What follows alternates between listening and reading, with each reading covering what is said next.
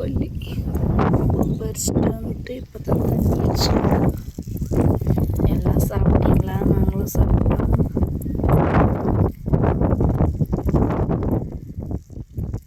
நிறைய தப்புன்னு வந்தால் டப்புன்னு அடிக்கலாம் இல்லைம்மா? சீராக வருது எல்லாம் பொறியமாக அடிச்சுங்கிறேன். இன்னும் அங்கங்கே தண்ணி குடிக்க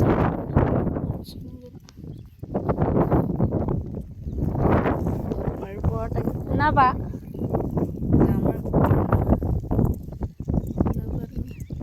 எங்கள் ஆடுல அந்த சைடுமே இதுதான் எங்கள் கொல்லி.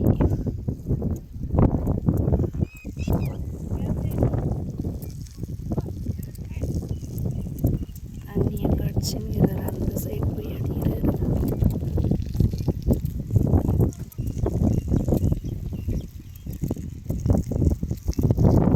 மழையே பெய்யலைன்னா பயிரே வைக்க முடியாது. உள்ளது மழை பெஞ்சால் தான் பூமிக்கு நல்லா ஈரம் கொடுத்து முளைச்சி வந்துருக்கும் அந்த மாடு பயிர்.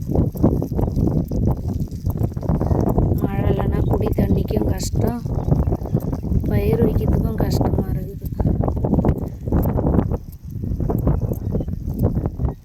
900 அடி போர் போட்டு அதுலேருந்து கிணத்துக்கு தண்ணி கொண்டு வந்து அதுக்கப்புறம் நாங்கள் விவசாயத்துக்கு தண்ணி பாசனம் சேர்த்து வச்சிருந்து எங்கள் கிணத்துல தண்ணி கிடையாது.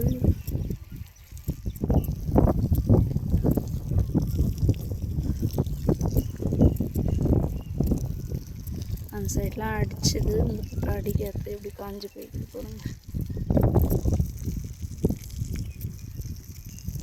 அதனால் தண்ணி அடிக்கிறார் மாமா. எங்களுக்கு வீடியோ பிடிச்சா லைக் போடுங்க, ஒரு சப்போர்ட் பண்ணுங்க.